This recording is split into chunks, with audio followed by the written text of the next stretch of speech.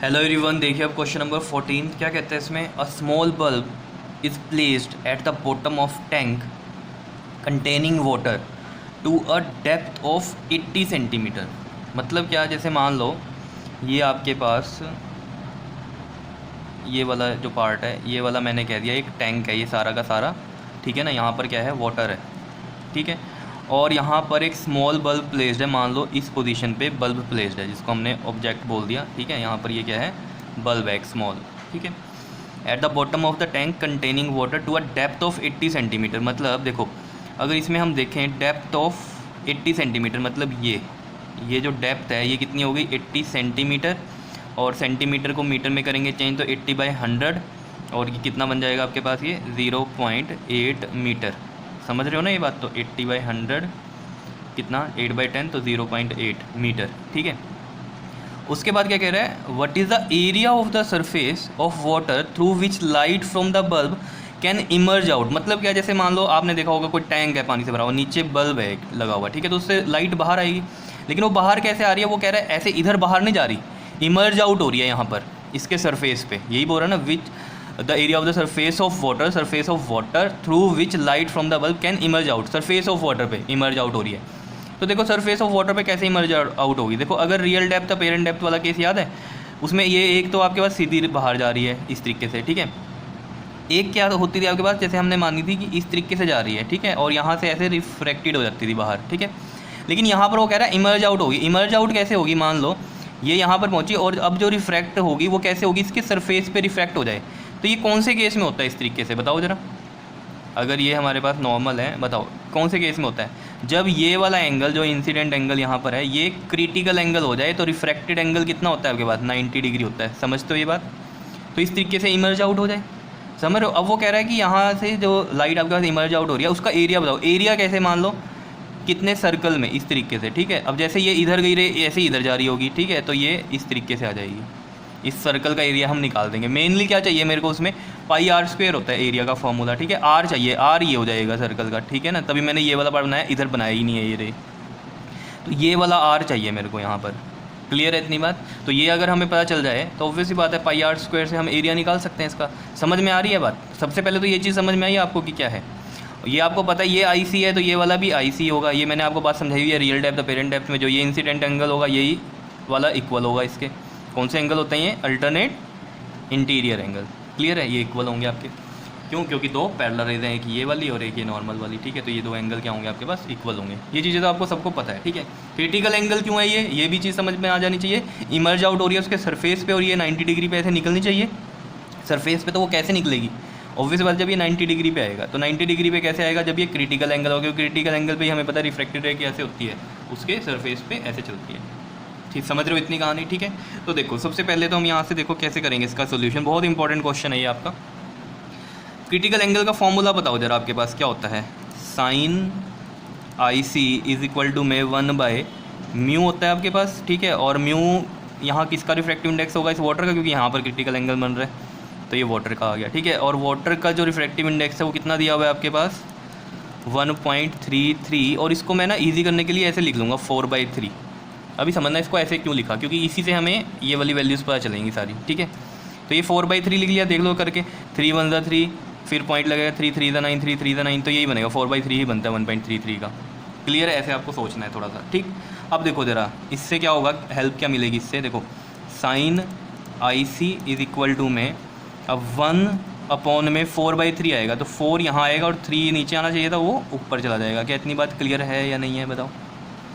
अब ये इस तरीके से हमने क्यों लिखा है, एक्चुअली मैं यहाँ से क्या करना चाहता हूँ। देखो साइन का जो फॉर्मूला होता है वो क्या होता है आपके पास, परपेंडिकुलर अपॉन में हाइपोटेन्यूज। याद है, पंडित बद्री प्रसाद हर हर बोले, ये साइन होता है, ये कोस, ये टेन। तो साइन का होता है P/H, तो P/H हो गया। तो मैं इसको लिख सकता हूँ P/H। तो यहाँ से हमें ये चीज़ पता चल रही है, ये वाला IC है, ये वाला, ठीक है ना, और ये P/H बन गया। P मतलब क्या, परपेंडिकुलर। परपेंडिकुलर क्या होगा इसमें, देखो ये वाला इस वाले ट्रायंगल की अगर हम बात कर रहे हैं, ये 90 डिग्री है, समझ रहे हो। तो परपेंडिकुलर कौन सा होगा, यहाँ पर ये जा रहा है, ठीक है। और ये वाला क्या है आपके पास, एंगल के सामने परपेंडिकुलर होता है, ऐसे सोच सकते हो आप।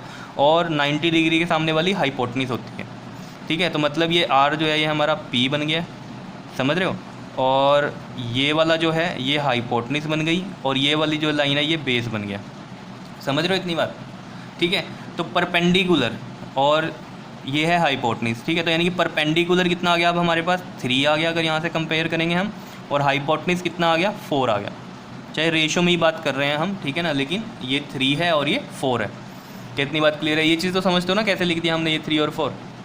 समझ रहे हो? अब कईयों को लग रहा होगा कि कैसे लिख दिया जी, ये तो बताओ हमें। ठीक है, तो देखो जैसे मान लो यहाँ पर कोई होता, मान लो परपेंडिकुलर होता 12 और जो हाइपोटेन्यूज है वो 16 होती, तो इसका भी रेशो यही आता 4 3 12 4 4 16। तो इस तरीके से हम इसको ले सकते हैं कि अगर कोई प्रोपोर्शनेट होगा भी तो उसको भी कट कटा के ये 3/4 ही बनेगा। तो हमने उस वे में लिख दिया P/H। ये क्लास 10th में ट्रिग्नोमेट्री में आपको आया होगा, समझ में नहीं आया होगा तो आप देख लेना, ट्रिग्नोमेट्री क्लास 10th की मैंने करवाई भी हुई है, वो देख लेना आप जाके प्लेलिस्ट में। ठीक है, वैसे तो आपको समझ में आ गई होगी बात। ठीक, चलो मेन बात पे चलते हैं। ये P/H आ गया, P हमें पता चल गया और H हमें पता चल गया। ठीक है, तो क्या यहाँ से मैं ये बेस निकाल सकता हूँ? बिल्कुल, पाइथागोरस से लगा सकते हैं हम। ठीक है ना, तो देखो तो आपको पता है क्या होती है, h² में P का स्क्वायर प्लस में B का square, hypotenuse perpendicular base, hypotenuse is 4 base is 3 और बेस हम यहाँ से निकाल लेंगे। ठीक है, तो देखो B² में ये इधर जाएगा आपके पास 4 का स्क्वायर इज़ 16 और 3 का स्क्वायर 9, ये इधर जाके इस तरीके से आ जाएगा। ठीक है, तो 16 - 9 इज़ 7, तो ये B² है, तो B कितना आ जाएगा आपके पास √7 आ जाएगा। समझ रहे हो? अब देखो ये बेस क्यों निकाला, कईयों को लग रहा होगा बेस तो ये हमें हाइट गिवन ही थी 80 वाली, ठीक है ना, लेकिन नहीं। देखो इस चीज़ को समझो, हमने जो ये रेशो वाली ली थे P और H 3/4 इस तरीके से लिए थे, तो इसी वे में हमारा रेशो वाइज ही बेस भी निकलना चाहिए था, तो उस तरीके से हमने निकाला ये। ठीक है, अभी समझ में आएगी आपको कहानी। अब देखो यहाँ से क्या लिखेंगे हम, tan का फॉर्मूला लगाते हैं, tan IC क्या होता है, परपेंडिकुलर अपॉन में बेस। और यहाँ पर जो परपेंडिकुलर है ये किसके इक्वल है, यहाँ पर अगर हम देख रहे हैं डायग्राम में R के इक्वल है, तो यहाँ लिखते हैं R। और बेस किसके इक्वल है हमारे पास, ये देखो ध्यान से, ये वाला बेस हाइट के इक्वल है, क्योंकि ये क्या गिवन थी हमें, हाइट गिवन थी 0.8। ठीक है, तो ये आ गया हाइट H। इतनी बात समझ में आ रही है आपके या नहीं? अब इस चीज़ को समझना, यहाँ से हम कंपैरिजन करके जो है R की वैल्यू निकाल लेंगे।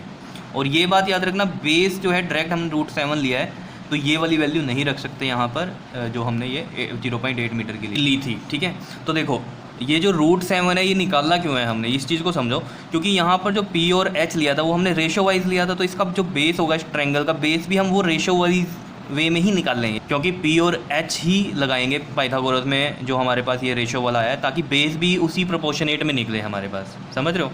और फिर हमने क्या किया यहाँ पर देखो, P/B = R/H किया। ठीक है, तो P की वैल्यू हमें पता 3 है, और जो बेस आया था इसमें से निकल के P और H की वजह से वो √7 आया था। और इसको कंपेयर करेंगे हम किससे, R कितना है जो हमें निकालना है, और H ये वाला जो हमारे पास कितना गिवन है 0.8 मीटर। तो यहाँ पर बेस वो 0.8 वाला मत ले लेना। क्या इतनी बात समझ रहे हो या नहीं, बताओ? क्लियर है ना? जैसे हमने इस ट्रायंगल को अलग कंसीडर करके चल रहे हैं, जिसमें हमने P और H मानना है और उसका बेस अलग मानना है। ठीक है, वो इस तरीके से हमने निकाल दिया यहाँ तक। उसके बाद हमें चाहिए R, तो R किससे कंपेयर कर दिया, P से, और ये वाला जो H था हमें गिवन, ये किससे कंपेयर कर दिया, B से। तो यहाँ पर देखो R/H हो गया, तो P की वैल्यू हो गई 3 और B की वैल्यू √7, और R कितना है, R निकालना है हमें, H कितना है 0.8, तो R कितना आ जाएगा 3 × में 0.8 अपॉन में √7। तो R की वैल्यू यहीं पर इतनी छोड़ेंगे, क्यों? क्योंकि हमें R की वैल्यू किस में चाहिए, एरिया में। तो यहाँ पर सॉल्व करने का कोई फ़ायदा नहीं है, एरिया का फॉर्मूला हमें पता है कितना होता है πr², ये हमें पता है ना, ये वाले सर्कल में इमर्ज आउट होगी, ऑब्वियस ही बात है, जो लाइट होगी। तो πr² लगाएंगे फॉर्मूला, पाई की वैल्यू 22/7, R² करना है, तो R की वैल्यू देखो स्क्वायर करेंगे तो क्या हो जाएगा 3/√7 का स्क्वायर और 0.8 का स्क्वायर। तो 3/√7 का स्क्वायर है, तो इसमें क्या करेंगे हम, बताओ? 3 का स्क्वायर 9 रख दिया, √7 का स्क्वायर 7 आ जाएगा। ठीक है, और 0.8 का स्क्वायर 0.8 इंटू में 0.8 कर दिया। इनको मल्टीप्लाई कर देंगे तो आपके पास आएगा 126.72, करके देख लेना, अपॉन में 49, और इसको डिवाइड करोगे तो आएगा 2.58, और साथ में क्या आ जाएगा मीटर स्क्वायर। कितनी बात क्लियर है? मीटर स्क्वायर क्यों आ रहा है? क्योंकि आपके पास जो हाइट थी वो मीटर में थी यहाँ पर, और हाइट मीटर में थी, तो R भी किस में आएगा, मीटर में, क्योंकि सेंटीमीटर था ना तो उसको हमने मीटर में कन्वर्ट कर लिया था। इस चीज़ को ऐसे समझना, ठीक है?